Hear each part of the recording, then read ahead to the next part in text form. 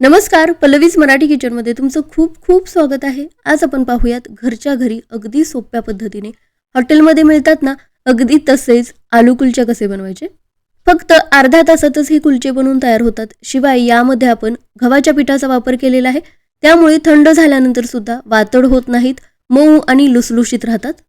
महत्त्वाचं म्हणजे याचं जे पीठ आहे ते सुद्धा जास्त वेळ आपल्याला भिजत ठेवायची गरज लागत नाही आणि सारण सुद्धा काठापर्यंत व्यवस्थित पसरलं जातं, त्यामुळे मस्त टम्म फुगतात.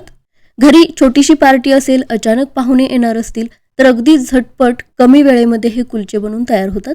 चला तर मग रेसिपीला सुरुवात करूया. तर त्यासाठी 1 कप मैदा घेतलेला आहे. आता हे जे हॉटेल स्टाईल नान, कुलचा किंवा रोटी असतात ना, त्यामध्ये थोडा तरी मैदा वापरावा लागतो, म्हणजे हॉटेलमध्ये जसं असतं ना तसंच टेक्स्चर येतं. तर पूर्ण मैद्याचे हे कुलचे आपण बनवणार नाही. 1 वाटी मैदा आणि 1 वाटी गव्हाचं पीठ घेतलेलं आहे. या दोन्ही गोष्टी व्यवस्थित चाळून घेतल्या. यामध्ये अर्धा टीस्पून म्हणजे अर्धा चमचा बेकिंग पावडर ॲड केलेली आहे. त्यासोबतच अर्धा टीस्पून म्हणजे अर्धा चमचा बेकिंग सोडा सुद्धा ॲड केलेला आहे. 1 टीस्पून म्हणजे 1 चमचा पिठी साखर घेतली आणि चवीपुरतं मीठ घेतलं. बेकिंग पावडर आणि बेकिंग सोडा वापरल्यामुळे हे खूप मऊ होतात. भरपूर वेळ मऊ राहण्यासाठी 1 टेबलस्पून म्हणजे 2 चमचे इथे मी तूप घेतलेलं आहे. आता हे कुलच्यासाठी आपण पीठ भिजवून घेतोय, तर यामध्ये सुरुवातीला दही ॲड करायचंय. यासाठी शक्यतो थोडंसं आंबट दही वापरायचं. आंबटपणामुळे बेकिंग पावडर आणि बेकिंग सोडा चांगले ॲक्टिवेट सुद्धा होतात, त्यामुळे कुलच्या सुद्धा मऊ व्हायला, टम्म फुगायला सुद्धा मदत होते आणि दह्यामुळे कुलचे चवीला सुद्धा खूप छान बनतात. तर हे पहा, ज्या वाटीने मैदा आणि गव्हाचं पीठ घेतलेलं होतं ना, त्याच वाटीने अर्धी वाटी दही घेतलेलं आहे.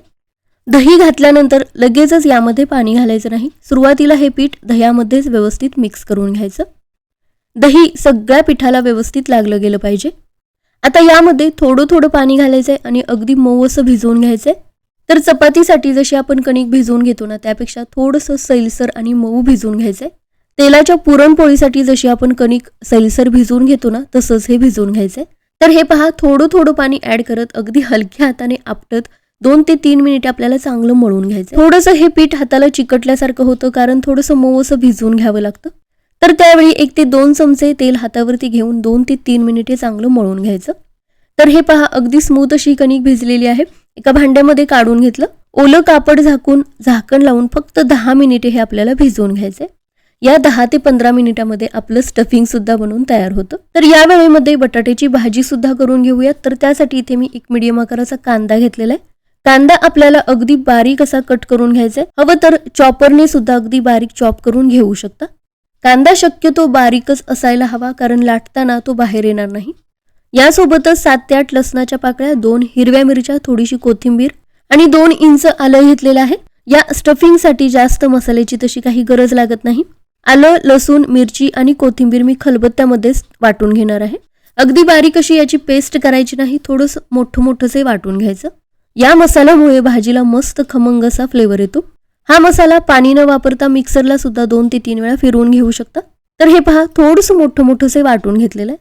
कुकरला बटाटे सुद्धा शिजवून घेतलेले आहेत.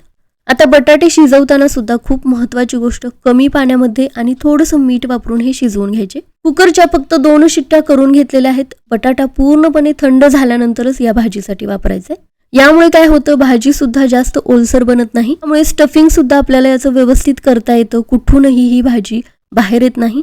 त्यानंतर दुसरी महत्त्वाची गोष्ट म्हणजे बटाटे आपल्याला खिसूनच घ्यायचे आहेत. आता लगेचच याची भाजी बनवून घेऊयात. तर कढईमध्ये 3 ते 4 चमचे तेल चांगलं गरम करून घेतलं. यामध्ये अर्धा चमचा जिरे, अर्धा चमचा मोहरी आणि थोडासा हिंग घातला. सगळं चांगलं तडतडल्यानंतर यामध्ये बारीक चिरून घेतलेला कांदा ॲड केला. कांदा हलकासा रंग बदलेपर्यंत आपल्याला परतून घ्यायचंय. त्यानंतर यामध्ये वाटून घेतलेलं आलं, लसूण, मिरची आणि कोथिंबीरीची पेस्ट ॲड केली. हे सुद्धा काही सेकंद परतून घेतलं. आता भाजीला मस्त एकसारखा रंग येण्यासाठी तेलामध्येच, या मसाल्यामध्येच हळद ॲड करायची. तर अर्धा चमचा हळद ॲड केलेली आहे. मीठ सुद्धा या तेलामध्येच ॲड करायचं, म्हणजे या दोन्ही गोष्टी सगळ्या भाजीमध्ये एकसारख्या व्यवस्थित मिक्स होतात. आता लगेचच किसून घेतलेला बटाटा सुद्धा ॲड केला. हे सगळं चांगलं मिक्स करून घ्यायचं. यामध्ये बाकीचा कोणताही मसाला घालायची गरज नाही. आता गॅस बंद करून झाकण लावून फक्त 5 मिनिटे वाफ द्यायची. 5 मिनिटानंतर थोडीशी बारीक चिरून घेतलेली कोथिंबीर ॲड केली. पुन्हा सगळं चांगलं मिक्स करून घेतलं. आता लक्षात ठेवा, ही भाजी आपल्याला पूर्णपणे थंड करून घ्यायची. थंड झाल्यानंतर याचं स्टफिंग अगदी परफेक्ट करता येतं, कारण कुलच्याचं जे पीठ आहे ना ते अगदी मऊ आहे आणि गरमागरम ही भाजी जर त्यामध्ये स्टफ करायला गेलात तर कुलचे व्यवस्थित लाटता येणार नाहीत, भाजी सुद्धा बाहेर येऊ शकते. तर भाजी थंड होतीये तोपर्यंत मी धुतलेली भांडी सुद्धा लावून घेतलेली आहेत. आता भाजी सुद्धा थंड झालेली आहे, लगेचच कुलचे बनवायला घेऊयात. आता सुरुवातीला काय करायचं, या पद्धतीने या भाजीचे गोळे करून ठेवायचे. तुम्हाला जितकी भाजी स्टफ करून घ्यायची आहे, जितके छोटे मोठे कुलचे बनवायचे आहेत त्याप्रमाणे याचे गोळे करून ठेवायचे. असं केल्यामुळे काय होईल, कुलचे सुद्धा आपले पटापट बनतील, अजिबात जास्त वेळ लागणार नाही. तर या पद्धतीने सगळ्या भाजीचे गोळे तयार करून ठेवले, तवा सुद्धा गरम करायला ठेवलेला आहे. आणि हे पहा 10 ते 15 मिनिटामध्ये हे पीठ सुद्धा आपलं मस्त भिजलेलं आहे, थोडंसं फुगलेलं आहे, फ्लफी झालेलं आहे. एवढ्या कमी वेळेमध्ये सुद्धा यातलं बेकिंग पावडर, बेकिंग सोडा आणि दही व्यवस्थित ऍक्टिव्ह झालेले आहेत आणि पीठ सुद्धा आपलं मस्त मऊ असं झालेलं आहे. फुलक्यासाठी घेतो तितका गोळा मी करून घेतला, थोडासा हातावरतीच मळून घेतला, स्मूथ करून घेतला आणि पीठ लावून घेतलं. आता पुरणपोळी बनवताना जशी कणकेची वाटी बनवून घेतो ना तशीच याची वाटी बनवून घेतली. ही भाजी यामध्ये स्टफ करून घेतली. तर एका हाताच्या अंगठ्याच्या साह्याने कणिक वर आणायची आणि फिरवत राहायचं, दुसऱ्या हाताने हे व्यवस्थित पॅक करून घ्यायचं, सील करून घ्यायचं, जे लाटताना ही भाजी कुठूनही बाहेर येणार नाही. आता हे पहा, याला आपण सुरुवातीला पीठ लावून घेतलेलं आहे. थोडंसं पीठ लावून घेतल्यामुळे सारण काठापर्यंत जायला खूप मदत होते. कणकेच्या बरोबर मध्यभागी सारण चिकटून राहत नाही, काठापर्यंत व्यवस्थित पसरलं जातं. आता पुन्हा थोडंसं याला पीठ लावून घेतलं, गव्हाचंच पीठ लावून घेतलेलं आहे. आता हे पहा, लाटायच्या अगोदर थोडंसं बोटांच्या साह्याने हलक्या हाताने दाबून घ्यायचं. यामुळे काय होईल, सारण जे आहे ते काठापर्यंत जायला खूप मदत होईल. आणि त्यानंतर लक्षात ठेवा, अगदी हलक्या हाताने हे आपल्याला लाटून घ्यायचंय. आता लाटताना सुद्धा एक गोष्ट लक्षात ठेवायची, मध्यभागापासून कडेपर्यंत सुरुवातीला लाटून घ्यायचं, म्हणजे सारण सुद्धा काठापर्यंत जातं. आणि त्यानंतर याच्या कडा हलक्या हाताने लाटून घ्यायच्या. पुरी एवढं हे लाटून झालं ना, बारीक चिरून घेतलेली कोथिंबीर आणि थोडीशी कलोंजी यावरती पसरून घ्यायची. कलोंजी नसेल तर तीळ सुद्धा पसरून घेऊ शकता. आणि त्यानंतर अगदी हलक्या हाताने पुन्हा हे लाटून घ्यायचं, म्हणजे कोथिंबीर आणि कलोंजी सुद्धा व्यवस्थित चिकटली जाते. अगदी पातळ चपातीसारखं लाटायचं नाही, फुलक्या एवढी जाडी ठेवू शकता. आता हे पहा, हे पलटून घेतलं. आता याच्या दुसऱ्या बाजूला आपल्याला पाणी लावून घ्यायचंय. पाणी शक्यतो ब्रशच्या साह्याने लावून घ्यायचं, अगदीच जास्त पाणी लावायचं नाही, थोडंसं हे ओलं व्हायला पाहिजे, पण कडेपर्यंत सगळ्या बाजूनी पाणी लागलं गेलं पाहिजे. पाणी लावून घेतलेली जी बाजू आहे ती तव्यावरती येईल अशा पद्धतीने कुलच्या तव्यावरती ठेवायचा. तवा चांगला गरम करून घेतलेला आहे, त्यानंतर गॅसची फ्लेम थोडीशी कमी केली. वरच्या बाजूला बबल्स यायला सुरुवात झाल्यानंतर तवा पलटून घ्यायचा. तर हे पहा, फ्लेम वरती आता आपल्याला याची दुसरी बाजू भाजून घ्यायची. आता फ्लेम आहे ना ती लो टू मीडियम यामध्ये ठेवायची, म्हणजे कुलच्या सुद्धा सगळ्या साईडने व्यवस्थित भाजला जातो. तर तुम्ही पाहू शकता कुलच्या मस्त टम्म फुगलेला आहे. आता इथे एक गोष्ट लक्षात ठेवायची, फुगल्यामुळे काय होतं, फक्त सेंटर याचा व्यवस्थित भाजला जातो. त्यामुळे फ्लेम वरती तवा कडेकडेने सुद्धा असं फिरवत राहायचं, म्हणजे याच्या कडा सुद्धा व्यवस्थित भाजल्या जातात, कच्च्या राहत नाहीत. तर हे पहा, मस्त कुलच्या टम्म फुगलेला आहे. हे पहा, पूर्ण व्यवस्थित भाजेपर्यंत तव्यापासून हा अजिबात वेगळा झालेला नाही. म्हणूनच मागे सांगितल्याप्रमाणे पाणी व्यवस्थित सगळ्या साईडनी लावून घ्यायचं. हे पहा, याची दुसरी बाजू सुद्धा तुम्ही पाहू शकता व्यवस्थित भाजली गेलेली आहे. गरमागरम हे कुलचे जाळ्यावरती काढून घ्यायचे व तर यावरती थोडंसं तूप लावून घेऊ शकता, तेल लावून घेऊ शकता किंवा बटर सुद्धा लावून घेऊ शकता. आता आपल्यासाठी हे कुलचे बनवणं किंवा हे व्यवस्थित लाटून घेणं तसं काही अवघड काम नाही, कारण आपण पुरणपोळ्या तर नेहमीच बनवत असतो. कणिक मळून घ्यायची, स्टफिंग करायची, लाटण्याची पद्धत तशी पुरणपोळीसारखीच आहे. त्यामुळे अगदी पटापट हे कुलचे बनवून तयार होतात.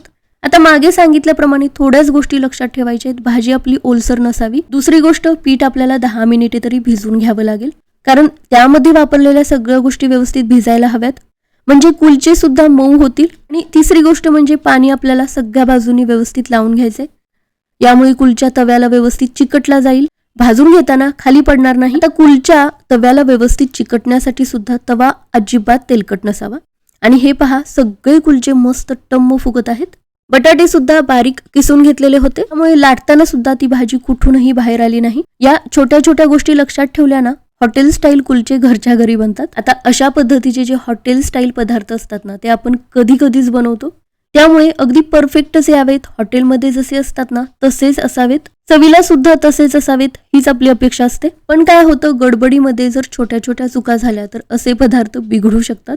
त्यामुळे या व्हिडिओमध्ये सगळ्या छोट्या मोठ्या टिप्स शेअर केलेल्या आहेत, ज्यामुळे कुलचे अगदी परफेक्ट बनणार आहेत, अजिबात बिघडणार नाहीत. तवा पलटून घेतल्यानंतर सगळ्या साईडने व्यवस्थित याला फ्लेम द्यायची, म्हणजे दुसरी बाजू सुद्धा व्यवस्थित भाजली जाईल. मध्ये मैदा वापरलेला आहे, त्यामुळे व्यवस्थित ते भाजलं गेलं पाहिजे. त्यामुळे पचायला सुद्धा जड होतं, त्यामुळे ही गोष्ट सुद्धा लक्षात ठेवा.